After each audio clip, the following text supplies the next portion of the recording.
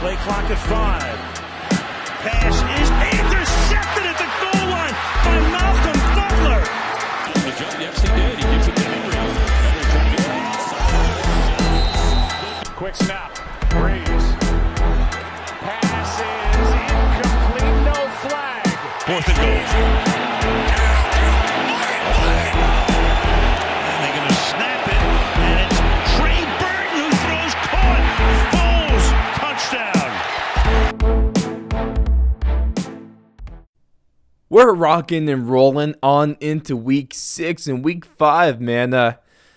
Another week of excitement, but this one was a little different. Between the blowouts that we saw, the really close games that we saw, the comebacks that we saw, especially on Monday Night Football.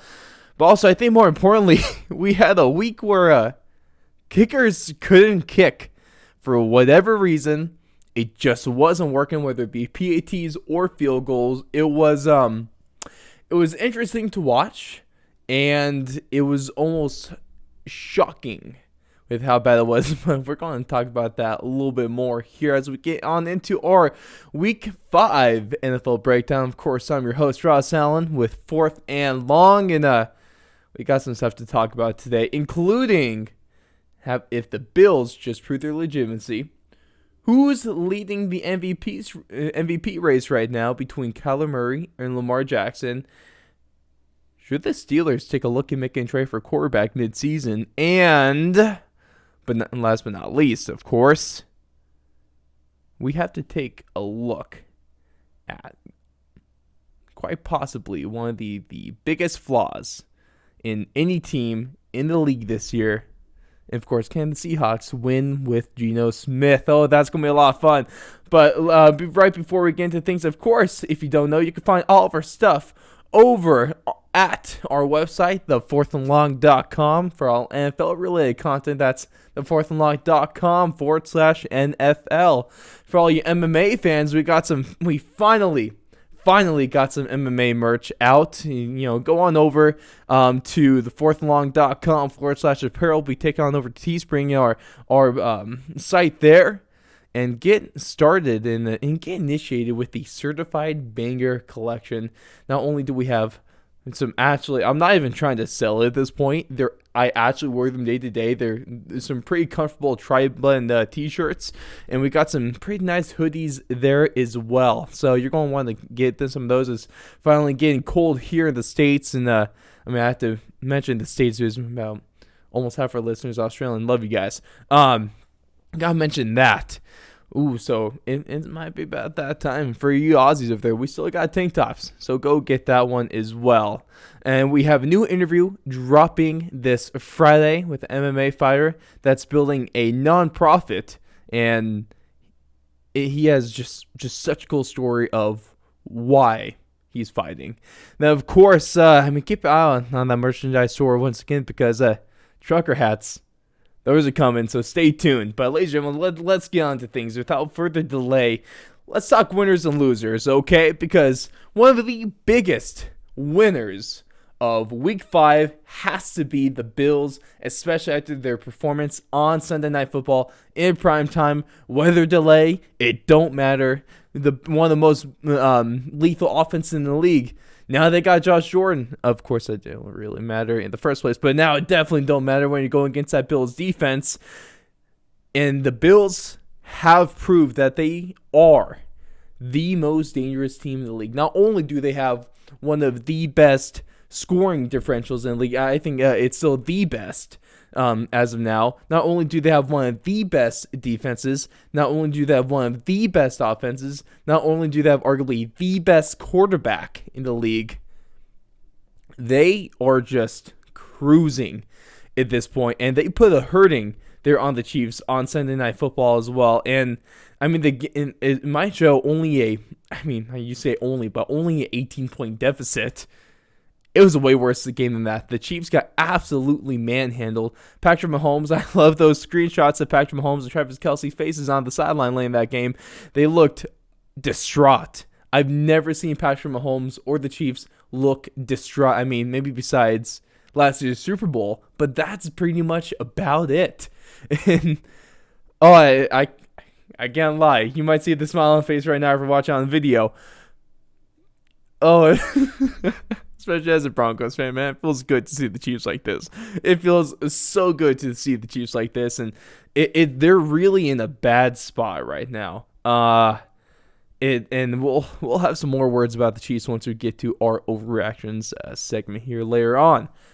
Now, the next winner, another guy that we're going to talk about later in this show, is it absolutely has to be Lamar Jackson, because he leads a ridiculous comeback on Monday Night Football against the Colts. At one point in the third quarter, they were down 25-3, and they looked bad. The Ravens, for about 2.5 quarters there, looked like a legitimately bad football team. They couldn't run effectively. They couldn't pass effectively. Their defense was getting lit up. I mean, also it helped that. 72-yard screen they gave up for a touchdown on Jonathan Taylor the first drive of the game, when it was an obvious screen or draw situation at 3rd and 15 when you're with the Colts are deep in their own territory. You're not doing anything crazy. You're just trying to get some yards for better field position for punt.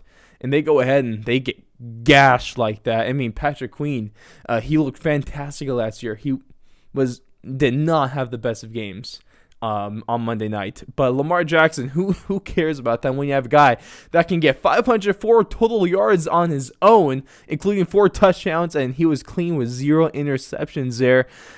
And he was laying body on the line. He was dropping dimes into buckets in that fourth quarter, and it also helps when he got a guy like Mark Andrews. Shout out to anyone who fancied that to play against him this week, because, that wasn't pretty. He put on one hell of a performance there, and Lamar Jackson, man, I don't know if you guys knew this, but he's really, really damn good at football. Now, my last mention for the biggest winner of the week is going to go to, maybe not a lot of people saw this coming possibly, but it's going to go to Texans rookie quarterback Davis Mills, because he has a career game against a head coach in Bill Belichick that is known as a rookie killer. Rookie quarterbacks normally do awful against Bill Belichick, but not this year, I guess, because this game, David Mills is a winner, because he had one of the worst games you could have as a quarterback last week against the Bills. 87 passing yards with 0 touchdowns and 4 interceptions. A performance that could really only be topped by Nathan Peterman, quite frankly, man. I mean, you can't only Peterman can do worse than that. It was a game to forget. But this week in Week 5 was a game to remember. 312 yards and 3 touchdowns. Every time he throws a touchdown, that neck gets a little bit longer. And, it's really cool to see, because Davis Mills, he kind of came in, really crap situation there with the Houston Texans, and he's making the best of it. And it's really promising to see. I don't think anyone's expecting a lot of Mills. Is a quarterback, is a guy that can win football games, is a long-term guy for the future. I don't think anyone's really expecting that. He was a third stringer. He was behind Tyrod Taylor, who was technically behind Deshaun Watson. Who the hell even knows what they're doing there with Watson right now? I might have an answer later, though. But, man, that one of my favorite terms, intestinal fortitude. That and also mental fortitude of Mills as well. He's a rookie guy. He got beat up really bad last week, but he doesn't let that affect him. He goes out and has a phenomenal game. So he has to be a winner of Week 5 in my book. Now let's get to the losers. And I know a lot of you Lions fans, and I have some friends that are Lions fans. One of our biggest supporters is a guy that's been here for the long haul over on Twitter. Andrew, love you, man. Lions fan. Oh, Lions fans, it's a tough year. Not only, Week 1, you almost have that huge comeback against the Niners, but now I believe they're the first team in NFL history to lose 2 games in a season off of field goals of 50 yards or more as time expires. And then, of course, the first one was 2 weeks ago, Justin Tucker nailing a ball off the crossbar for a NFL record 66-yard field goal as time expired. And now against the Vikings in a game that you really could have, arguably should have won. This happens again. So they're going to be one of my biggest losers this week. But at the least, I mean, I think it's actually a really big positive, though, because I love what I'm seeing from Dan Campbell this year. I loved that hire. I loved the intensity that he's brought this year. I love the culture that he's building there in Detroit. I love how the players are responding to them. And I love how he was like in that post-game press conference. A man that shed tears talking about this, and that just shows how dedicated he is, how much he loves his team, this organization, how much he kind of treasures his job, and how badly he wants to win. Detroit has not had a coach like this in decades. I don't think they've really had a culture where, yes, we are going to win. But right now, they might not be winners on the record book. They might not have really won that many games so far. They might not have looked the best team. But really, they're a few plays away from having a positive record. But man, I admire what I'm seeing from Dan Campbell this year. And if you're a Detroit Lions fan, you have to be really, really happy about this, man. It's good for the future, and the Lions could be a good team. Get rid of Goff and continue to make some improvements on that defense. And then they're getting there. Second loser of the week, I think it has to go to Jon Gruden because obvious reasons. And now coming out on Tuesday that the Bucs are removing him from their Ring of Fame. Ultimately, not really huge news in my opinion because he never should have been up there in the first place. He took over a team that Tony Dungy handcrafted and was a Super Bowl team without a head coach. It could have won without a coaching staff. It was that damn good. And Jon Gruden walked into a perfect situation. That's why I gotta say, going into this whole awful contract with Oakland Raiders, 10 years, $100 million. Are you crapping me, man? I knew that was awful from the get-go, and it goes to show, especially if you're watching on video, look at the whiteboard in the back. For those that aren't, I will let you know what it says. Of course, last week, going off from what I was able to say about Jon Gruden after week 1, said he's not going to win the game by the bye week. He should be fired before the bye week. My whiteboard said I was right about Meyer. I only had to change one word on the whiteboard this week, and that was I was right about Gruden. I knew this was going to blow up. To be fair, I did not know it was going to end this way. Did not see this coming. But I knew this was an awful hire. I knew this was a mistake. And Jon Gruden is one of arguably the most overrated coach of all time. He won Super Bowls with the Bucs. It was hardly his team. And he's had a very lackluster time with the Raiders. Oh, man, it's a blessing that this in disguise that this happened because the Raiders finally had a good enough reason to get rid of him. Raiders fans now don't have to worry about him ruining your team because he's not a good head coach. It's that simple. He's not a good head coach. And with this whole situation, all I gotta say, my last remarks about Jon Gruden is, obviously all these emails happened when he was still, or at least a lot of these emails happened when he was still with I could say the word since they were still this team back then, when he was still with the Washington Redskins. Okay, I hope nothing crazy happens there. Hey man, Dan Snyder said the culture was good. I thought the culture was good. I guess not.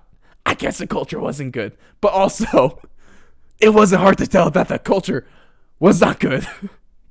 Oh man, it's a serious situation, but you can't help but joke about it just because of how ridiculous everything is. So that's all I'm going to say about that. And my last loser of the week, I kind of mentioned them in the intro, and it has to be kickers. It has to be kickers. They missed a Super Bowl era record PATs in a single week with 13, and I believe it's a record as well for missed field goals. I'm not 100% sure on that. I know it's definitely 13 missed PATs is a record, but they also missed 25 field goals this week too.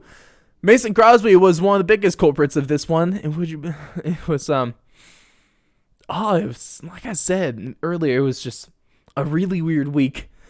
Not a great time to be a kicker, especially not a good time to be a Cody Parkey.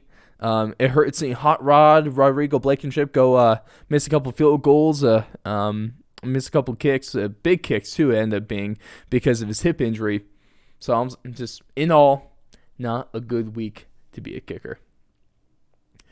Now, the next one we're going to roll into is, as you all know, I love my overreactions. I love my hot takes. A lot of the time, I at least get close. Okay? I'm not going to sound right all the time because that's wrong. But, if you're with hot takes, you're batting around, 3 of 10, even 4 of 10, maybe sometimes 5 of 10. That's not bad. I'm right around there as well.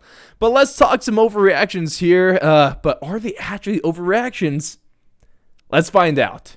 The first one we're going to talk about today is that the Seahawks will be just as good, if not better, with Geno Smith as quarterback. Especially going forward here, Russell Wilson likely out around a month or so with a torn tendon in his finger. Had a real bad sprain. Looked gnarly there on Thursday Night Football. I hope you guys all enjoy that word. Help me bring it back. Do me a favor. We're bringing back the word gnarly. But Geno Smith entered the game late to around the fourth quarter, and he almost led a comeback against one of the best defenses, one of the best teams in the league. He almost led a comeback there. The first drive, he gets into the game. Hey, just imagine this. You're a backup quarterback that really hasn't been that great his whole career. He's had some opportunities, but it's been whatever. He's going to give us a really stout defense, and he takes the ball over at his own 2 for his first time seeing NFL action, regular season action in a while. What do you think he does? Would you believe me, before that drive started, would you believe me if I told you that he was going to lead a 98-yard touchdown drive and cap it off with a 23-yard pass to DK Metcalf? No, you wouldn't. You call me a dirty liar, and I wouldn't blame you. But that's exactly what he does here, and he finishes his game with 130 yards, that touchdown, and an interception. Of course, the interception coming on technically the second to last drive for the Seahawks came off a tip ball and wasn't necessarily Geno's fault. And that compares, and this is just about a quarter of time that he did this in, and that compares to Russell Wilson's, albeit while injured, but Russell Wilson's 150 yards, 1 touchdown, 1 interception. But, to answer the question, are the Seahawks going to be just as good, if not better, with Geno Smith?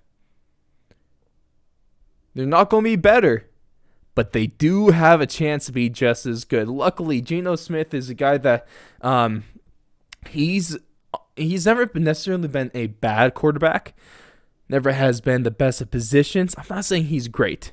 Definitely not saying he's Russell Wilson, but he has some lethal wide receiver threats at DK Metcalf and Tyler Lockett. If he gets the ball close to them, that's almost all he needs there. They have a decent running game there. One thing you do have to worry about is that their defense sucks. And if you're a guy trying to step into this position, you can't. The only problem with the Seahawks is that they rely on their offense. They're kind of like the Chiefs, which we'll talk about here in a second.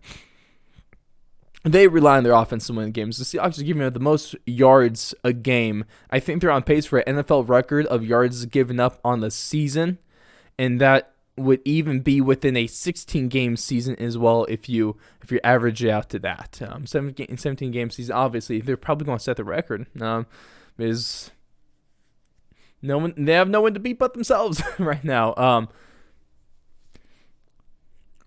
But Geno Smith, a lot of times the Seahawks need Russell Wilson if they want to win football games.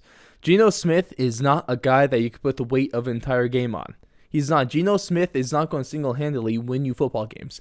Could he be a huge part in winning a football game? Yes. Could he be a huge role player and an aid in helping you win the football game. Yes. Is he going to win the football game on his own? No. So that's why the Seahawks are not going to be better with him. But if they can, it's a big if. It's like asking, hey, can Jamal Adams actually cover someone? If the Ravens could get their defense together, if the Seahawks could get their defense together at least a little bit, that will go a long way. They just have to keep pounding the rock, and they could be just as good with Geno Smith as quarterback. Obviously, we'll just have to wait and see. The next statement here is that the Chiefs will not make the playoffs this season. Obviously, as of right now, especially after that blowout loss on Sunday Night Football at home, they are at the bottom of the AFC West, saying they're a 2-3. Everyone else there is a 3-2, or a 4-1, I guess, if you're the Chargers at this point, because the Chargers are a damn good football team. Wait till we get to the power rankings here. But Patrick Mahomes is having his worst season. He already has 6 interceptions on the year, matching his previous season, his worst season total of 6. And that defense is just freaking awful. Like I've been talking about all season, man. This defense is awful, and it's going to lose some football games because their offense, doesn't matter how high-powered you are, if you're giving up, 32 points per game, if you're giving up about 440 yards per game, I mean, your offense can score fast. But if you're not on the field, because the more yards the team has, likely the more playing time they're going to have, or possession time, likely the less time the Chiefs' offense is going to be on the field, less time they're going to have actually have the opportunity to score. And if they're having, it's this two things that really take effect here, because not only do you have less time as offense for the Chiefs to score, you have to score more points than you typically would. You have to score more in less time. Obviously, I'm no mathematician, but that equals disaster. And that equals losses. And that's exactly what we're getting from the Chiefs right now. Their offense is good. It can't keep up with its defense, man. It's on, and that defense is going to be on the field for that much longer, going to get that much more tired, going to get that much more worse as the season goes on. And a crazy stat here is arguably the best offense of all time, the greatest show on turf, that 2000 Rams team. They were averaging 7 yards a play. Through 5 games of the 2021 season, the Chiefs defense is giving up 7.1 yards per game. So on average, the opposing offenses for the Chiefs are having a better game than the greatest show on turf. Now, if that is a damning stat to how bad you're playing, I don't know what is. And, man, it's not good. So, back to the main point. Are the Chiefs going to miss the playoffs? No. They're going to make the playoffs.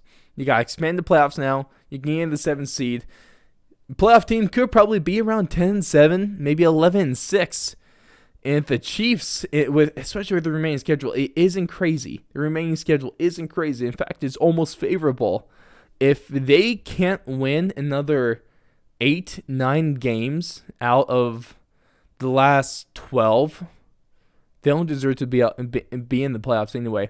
They're still going to make the playoffs, but let's go out on a limb. I'll go on a limb and say it. They are not hosting a playoff game this year. They are not going to win the AFC West. That AFC West belongs to the Chargers now and down the road this season. Chiefs fans, I'd be worried. I'd be hitting the panic button right now as hard as I can. Now, the last statement of the week is going to be that the Dallas Cowboys are the best team in the NFC. Right now, they're sitting pretty with a record of 4-1. Their offense is looking great. They've won 4 straight games since losing that opening week game in Tampa Bay, in the close one that they almost won there as well. But right now, they're only behind the Bills. They only trail the Bills in points per game. They have 34. The Bills have 34.4. They're second in total yards a game and second in rush yards per game. And that's especially, Zeke had one good week, but I mean, Tony Pollard's been looking solid this year. Dak Prescott is having an amazing season, especially given the road to recovery that he's been on, man. He truly is having a remarkable year right now. He is 10th in passing yards, 3rd in touchdowns, only 3 interceptions on the year so far. But the problem here is they can have this great offense. They can have one of the best offenses in the league. But the problem is their defense is mediocre at best. Middle of the pack for points per game. And, I mean, near bottom in yards per game. They're at the low, I think, like, bottom 25%, maybe bottom 40% of the league. They're at the worst. They're bottom half of the league in yards per game. That's not good. Kind of like we were talking about the Chiefs. Not sustainable. Kind of my main point about the Bucs, my biggest qualm with the Bucs, and why they might be the most overrated team in the league right now, especially given that apparently they're the Super Bowl betting favorite. No, that's ridiculous. It's easily the Bills. I'm picking the Cardinals over the Bucs right now as well. But it's the same reason. You gotta have a defense that backs you up. And that's why the Cowboys are not the best team in the NFC. That's why it's still the Arizona Cardinals, because not only do they have a great offense, one of the best offenses in the league, but they can back that up with a really quality defense. They can back that up with not giving up a lot of points per game. They can back that up with being able to rely on the defense to make some stops there, so the offense doesn't have to put up, 20, 30 points a game consistently.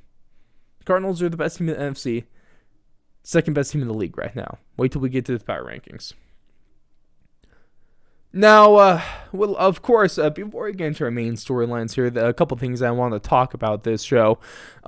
Please let me know. I mean, I want to hear your opinions. I need to hear your opinions, and some of the best ways to do that is, of course, to follow us over on our socials. You can find us on Twitter. That's where I'm most active. You can find us at Fourth Long Radio, and Instagram as well. You can find us at Fourth Long Radio. Of course, you can find the links to every social there at just our website. And you can find all the links to our YouTube, to our Spotify, our Apple Podcasts, to our everything, of course, over on thefourthandlong.com. Some great stuff there, and some great series. And not only you can find our old interviews, not only can you find some new up-and-coming content, especially for maybe some of you AFL, you footy fans out there. We got a brand new series coming out here, dropping next week. We have interviews dropping almost weekly. We got a lot of great stuff coming on. I mean, we cover a lot of sports here. I mean, we, of course, NFL. We got AFL, even though it's going to the off season. We got MMA, and our socials cover MLB, NHL, NBA. Anything you want, we got it. So go ahead, make sure to check us out. Of course, that's once again at Fourth Long Radio for Twitter, at Fourth Long on Instagram, thefourthandlong.com. And also, if you want to do us a huge favor, you can always go to Apple Podcasts, or if you're listening to Apple Podcasts right now, because I know that's what, at least according to my analytics, that's what most of you guys listen on. So go ahead and leave a 5-star review over on Apple Podcasts, and let us know how we're doing, how you like the show. But let's get into one of the main points here, and that is kind of asking the question, should the Steelers take a look at making a trade for quarterback mid-season? Now, right now, look at their starter, Ben Roethlisberger. Of course, the stats look a little better because he had a surprising game against the Denver Broncos in Week 5. Don't overreact to that, though. I know we just got done with our overreactions segment here.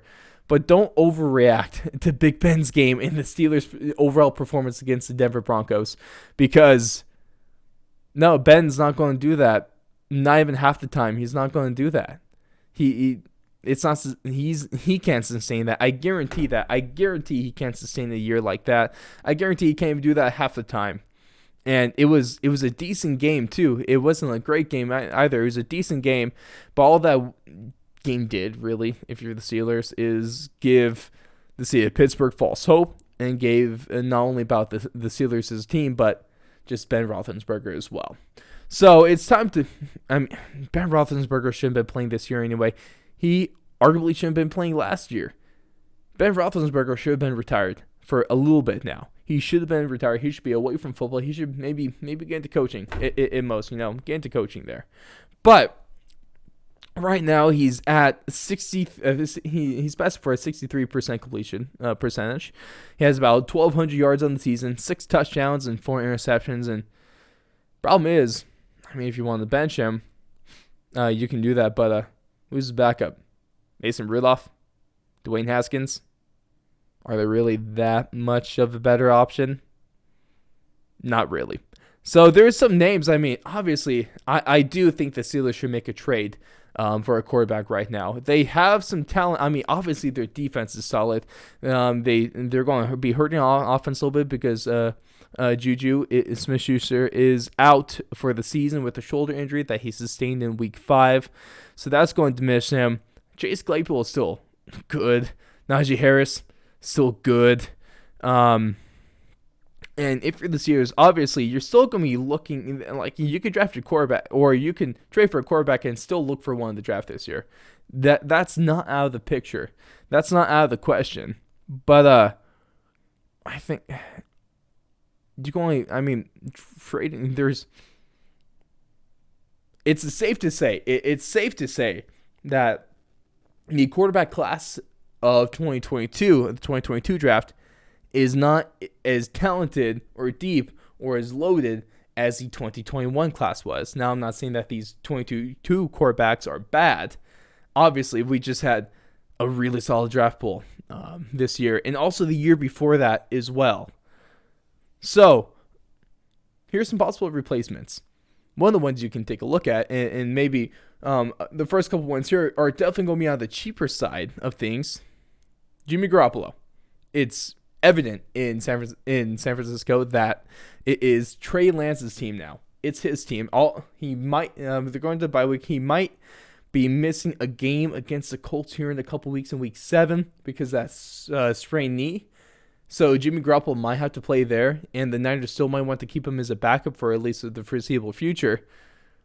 But a guy that can play well, and really, Jimmy G is not a bad starting quarterback. 49ers fans would love him, and the entire perception of him would be totally different if he completed that pass to Emmanuel Sanders in the Super Bowl, and they won that game.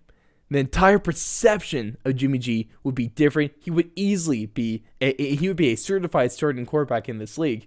But since he missed that, they lost the Super Bowl. They blew it there. Now you get Trey Lance in.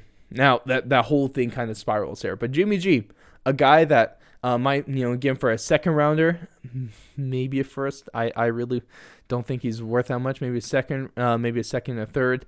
That's nothing too crazy. And that's something that he could be a really solid quarterback for the future. He's not an old guy. He's not young, but he's kind of like that solid age where he still definitely has some years ahead of him. And then if you want to go younger, and probably even cheaper as well, take a look at Gardner Minshew. Let's bring Minshew Mania into Pittsburgh because Gardner Minshew is a solid quarterback. I wouldn't have been mad if the Broncos traded for Gardner Minshew this offseason. He wouldn't be starting over Teddy now, looking back at it. I was really hoping that the Patriots would trade for Gardner Minshew. No, Gardner Minshew is a solid quarterback. I almost thought that he should have gone to the Colts before the season when we didn't even know if Carson Wentz was going to be starting Week 1. Gardner Minshew is a good quarterback. He's just been in a god-awful situation there in Jacksonville, and you could take one of the greatest quarterback prospects of all time, Trevor Lawrence, and they're going to struggle in Jacksonville. Gardner Minshew did better, so go ahead, take a look at that. He could be a good trade as well. You probably get him for a third-rounder or a fourth-rounder as well. Now, the two ones that might be a little more ideal, but definitely a little bit more expensive, starting off first is kind of touched on this at the very near the beginning, is Deshaun Watson. Deshaun Watson, he's been in talks with the Dolphins, been in talks with the Eagles. Early on, he was talks with the Broncos. He's talks with the Niners for a little bit too. I mean, the offseason was crazy. But apparently the Texans are still open to trading him. I have no idea what's going on with that situation. I have no idea what's going on with his off-the-field stuff. All I know is on the field, he's very well could be a top 5 quarterback in the NFL. So if you want to drop the draft capital, and if you want to just avoid it, I mean, if it's between drafting a quarterback or trade for Deshaun Watson, you trade for Deshaun Watson 11 times out of 10. That's not even the question. You always make that move. But obviously, it's going to be a bit more expensive there. I think they want 3 firsts, a couple seconds, and some players. I mean, that's an insane haul. But at this point, you might not be asking for that much. You might be able to get a little cheaper there. And so it's at the very least worth a phone call. And the other one here might be a little bit more of a surprise. But what about Derek Carr? Derek Carr, a guy that through the first 3 weeks of the season when the Raiders were still undefeated, was looking like he was a MVP candidate. He's a good quarterback in a decent position there in Las Vegas. And if you put some talent around him, he could be a franchise quarterback. Derek Carr could be a franchise quarterback. He was an MVP caliber quarterback. I think it was in like 2016, 2017. He could be a guy for the future. And he's going to be cheaper than Deshaun Watson. Might take a first or a second and maybe some players. He's going to be a little bit more expensive than the guys like Jimmy G or Gardner Minshew. But per value, he might be worth it. I really do think the Steelers should take a look at this, especially with what's going on there in Las Vegas. There's probably some changes that are going to be made. And if the price is right, Vegas might take a look at dealing away Derek Carr. And sticking on the topic of quarterbacks, of course, I mean, we'll love to hear what you guys think. Should the Steelers trade for a quarterback here? And if they should, who do you think they should trade for? And who do you think is the most realistic option there at quarterback for a trade partner there as well? But the next thing we want to talk about is, who is the MVP at this point in the season? Which quarterback is the MVP or should be the MVP right now? Is that Kyler Murray or is that Lamar Jackson? Kyler Murray, of course, both quarterbacks having fantastic seasons so far. Kyler Murray got off to the maybe a little more of a hotter start and has kind of kept it going a little bit more. Lamar Jackson, propelled by a fantastic game on Monday Night Football, and has been good most of the season there as well. Good to great. Neither quarterbacks look bad. But right now, Kyler Murray has about a 75% completion percentage, which I think is amazing. Especially as a really young guy, to have a completion percentage like that. That means you're seeing the field better than a lot of people. That means you're making the correct reads better than a lot of players there as well. Obviously, it helps that he has a fantastic receiving core, but that's a good stat to look at. He has about 1,500 yards passing on the year. He also has 10 touchdowns to 4 interceptions, and on the ground, 110 yards and 3 touchdowns to boot there as well. Taking a look over Lamar Jackson, just stat-wise, about 67 completion percentage. Another guy, about 1,500 yards on the year, 8 touchdowns and 3 interceptions through the air. But where his ability really comes in, a little more so than Kyler Murray, is his near 350 yards rushing and 2 touchdowns on the season. Of course, I brought the stat earlier, but Lamar Jackson is out. He has more total yards than half the league right now. He has about 1,800. He has over 1,800, excuse me. That's ridiculous. You have a single player out-yarding half of the league. That's a ridiculously crazy stat. And I guess what really comes down to, at least in my opinion, who the MVP is, it depends on what your qualifications are. It depends on what you look for most. It depends on what you admire most, and kind of how you base this off of kind of what you're going for, like what are your requirements. And to me, the definition of the most valuable player, the way I like to look at it the most, and I mean, obviously it might be biased because it's my way of looking at it, but I think it's the right way. And so my thing is, I take whoever we're talking about. And so in this moment, I take Kyler Murray or Lamar Jackson. You take that player, you take them away from the team. How good is that team without that player? At this point, you take away Kyler Murray, they still have a defense. They still have a talented offense. They have a way better chance to win without them than the Ravens would without Lamar Jackson. The Ravens, you saw on Monday Night Football, you've seen it this season. I mean, I guess besides that Broncos game, their defense is not good, or it's average at best. Their run game is good, but a lot of that comes from Lamar Jackson. Their pass game is only through Lamar Jackson. The Ravens are not going to win football games nearly as much as the Cardinals would without Lamar Jackson. That team is so much more reliant on their quarterback than the Cardinals are. Not saying that the Cardinals aren't reliant on Kyler Murray. Not saying that Kyler Murray isn't a key part of that team.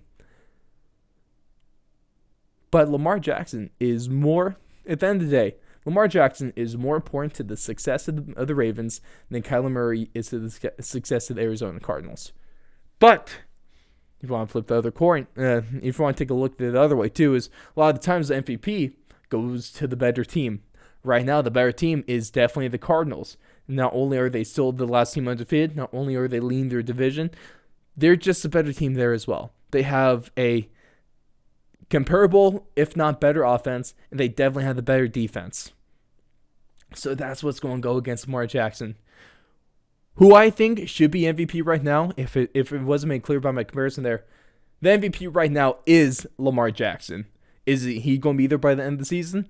I'm not sure. Are most people probably going to vote for Kyler Murray to be the leading MVP candidate at this point? Probably. I would assume so. I would guess so. But like I said, right now, it's Lamar Jackson. It's Lamar Jackson right now. Very close. Very, very close. But Lamar Jackson is the leading MVP candidate at this point in the season. Now we're winding down here. Just a few segments left. Of course, that is our Week 6 predictions, power rankings, and then, how else are we going to end things then without the nay of the week? And let's go through the predictions here. It wasn't way better in weeks 3 and 4 than I was in maybe weeks like 1 and 5, It wasn't great, but let's go ahead, take a look at some predictions here. We're going to start to have a little bit less of games at this point because we're going to be running into some bye weeks. It's about that time of the year. But the first game is going to be the Thursday night one. That's Bucks and Eagles, and I'm taking Bucks. I'm taking the Bucks. Then we got another game here. It's Mountain Time, at least the best time in the States, is taking place at 7:30 in the morning. We got the Dolphins and the Jags there in London, and I really think that the Jags actually get their first win of the season here. I really do. But Miami's a better team. I don't trust Urban Meyer. I already said I wouldn't trust Urban Meyer with a 100-yard stick. So I'm going with the Dolphins in this one. Vikings and Panthers next is a really curious game to me because either team is around the same position. Either team is a good team. They're a solid team. Obviously, the Vikings came through last year. Last week. Panthers kind of choked away last week. I'll take the Vikings in this one. I'll take the Vikings, but it's going to be a very close game. I'd probably bet the under on this one. I don't even know what it is. I don't really bet, but I'd probably do that. Next game is going to be the Chargers and the Ravens in Baltimore.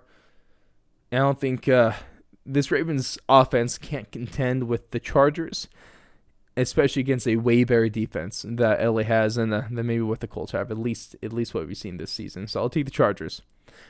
Rams and Giants next, and I'm taking the Rams. I'm not taking the Giants in this one. Next one, then we got the Texans and Colts, and I actually kind of want to take the Texans in this one. Ultimately, I will go with the home team and go with the Colts. Next one is the Kansas City Chiefs and the Washington football team. The Washington football team doesn't know how to play defense. They totally forgot how to over the span of the offseason. The Chiefs are going to put up a lot of points on this one, and they're going to try to get themselves back on track. The Packers and Bears, one of the longest lasting, might be the longest rivalry in all of professional football. This is going to be a curious one, especially after how the Bears played against the Raiders and how the Packers played against the Bengals. I'll take the Packers in this one just because, same thing kind of with my Jags. I don't trust Urban Meyer. I'm not trusting Matt Nagy. And then Justin Fields is dealing with a little bit of injury there, so we'll see how that goes at the quarterback position. But I'm taking Green Bay in this one.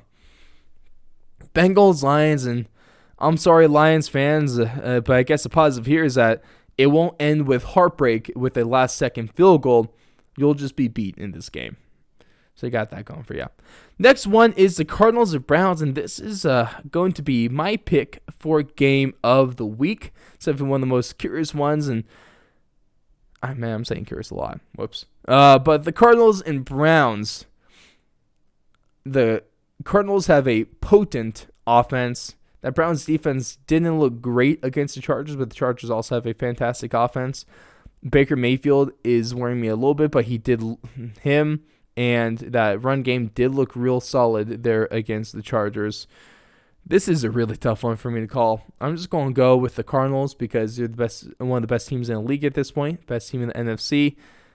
And I'll stay with them to go undefeated, but I would not be surprised if the Browns are able to pull this one off. Next up, we got the Cowboys and the Patriots.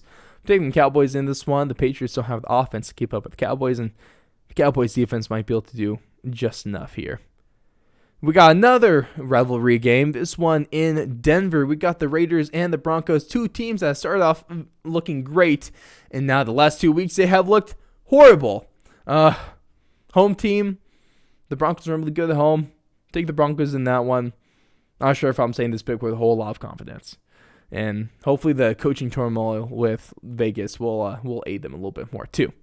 Next one is the Seahawks and Steelers, and I'll take Geno. Kind of what I talked about earlier in the show. Let's roll with Geno, and let's roll with the Seahawks to get the win here in Pittsburgh on Sunday Night Football. Then the Monday night game, one at least before the season would have looked a little more exciting, is the Bills and Titans. I don't like that Titans defense. I think the Bills could put up another 35 spot here in this game. It just depends on how many points the Titans can score, and probably won't be enough. So I'll go with the Bills on this one. All right, Week 6 power rankings here, and we didn't have anyone drop off. It's the same 5 teams, but it's a new order, and kind of what I've talked about, little maybe hinted at the power rankings this year or this show between the Cardinals, between the Chargers, possibly between the Bucks here as well. Got some stuff here, but number 5 is going to be the Tampa Bay Buccaneers. I still think they're the most overrated team in the league. Are they a bad team? No. They're still top 5, obviously, like I saw here. They moved down the spot from number 4 to 5 this week, and it's not necessarily because of what they did, but it's because of one of the teams ahead of them is done. Kind of seeing the same thing for the Rams there, too. They didn't have the best of games there against the Seahawks, and they kind of looked diminished ever since they lost to the Cardinals. They've kind of lost their flair a little bit, but Matt Stafford still looks great. Robert Woods still looks great. Cooper Kupp still looks great. That run game is better than you thought. It's almost the defense you have to be worried about at this point, but I think they have enough talent there to be able to get things together, and so I have the Rams there at number 4. Number 3, moving up 2 spots from 5 to 3 last week, is going to be the Los Angeles Chargers. After their amazing performance against the Browns, I guess maybe not defensively, but offensively, for sure. The Chargers look like they might actually be able to live up to the hype this season, which is something you haven't really been able to say was the last 2, maybe 3 seasons. Who knows? Maybe things are actually different for the Chargers, and it's exciting. Even though they're a divisional rival of my Denver Broncos, they're still a really fun team to watch, and Austin Eckler is getting me a lot of points in fantasy this year, so can't complain too much there. And the 2 and 1 spots are actually going to stay the same from last week. 2, it's the Buffalo Bills, and 1, it's the Arizona Cardinals. And I will admit, I was really close to putting the Bills over the Cardinals. I still do think the Bills are the better team than the Arizona Cardinals right now. But given the power rankings, given what they're on, Cardinals are undefeated. The Bills still had that steer of a game against the Steelers in Week 1. The Cardinals beat arguably a better team this week in the Niners than who the Bills were able to beat in Kansas City. The Bills probably had the better game of the week, but ultimately, I didn't feel like the Cardinals deserved to get bumped down, even though they're still undefeated, even though they still had to sell the win. Very, very close there. You could easily put the Bills in number 1 right now. But of course, 5 to 1, that is the Bucks, Rams, Chargers, Bills, and Cardinals. No one drops off this week. A lot of things can change next week, though. That's for sure. And we're going to cap things off here, ladies and gentlemen, with none other than the Nay of the week. And this week's Nay it has to go out to a kicker. And it's not just because they missed. It's because they missed a potentially game-winning field goal. and celebrated. Oh no, Evan McPherson for the Bengals. It looks like it's going, but then it skims off the flag of the left upright and it barely misses. A game goes on. They eventually go on to lose that one to the Packers, and this was a tough one, man. And you could see it was going to go through. It was going to be a good field goal. But then you see this gust of wind come across, and you see that ball move. You see it get pushed by the wind. It was heartbreaking. I don't blame him for celebrating. Maybe just wait a little bit longer. But he's definitely going to be taking home this week's Nene of the Week. But ladies and gentlemen, that's going to do it here for us for week 5 of the NFL season. This has been our week 5 breakdown, and it's truly been a pleasure joining you in whether it be your living rooms, your bedrooms, your drives, your commutes, walks. I know a lot of fans listen to us everywhere, and it truly does mean the world to me. I really do appreciate not only those that listen, whether it be for 5 seconds, for 10 seconds, or for the whole show. All of you are amazing. Honestly, I guess the ones stick to that are a little better there. But hey, no one else is going to hear that since you guys are the only ones that stick here. But thank you so much for tuning in, everyone. It's always a blast to do this. And of course, got to give a huge shout out to all of our patrons. You can, of course, become a supporter of this page over on patreon.com/4thandlong. And it just starts at $1 a month. Just $1 a month can get you bonus content, discounts, and a lot of goodies, and continue to help this small show grow. And one of the best ways to do that, of course, hitting that subscribe button over on YouTube, following us over on Spotify or Apple Podcasts or anywhere you get your podcast from. But huge shout out to our patrons, Ray Rodriguez, for all your car collecting needs. Go ahead and head on over to Instagram and follow at the Big Bat Box. Shout out to Ryan Watson and Neil Wiley. And ladies and gentlemen, it's been a crazy week. It's been a crazy season so far, and I'm sure week 6 is going to be just something else. So go out, have a great rest of your week. We will see you next Wednesday. And word of advice, learn from Jon Gruden. Don't press send.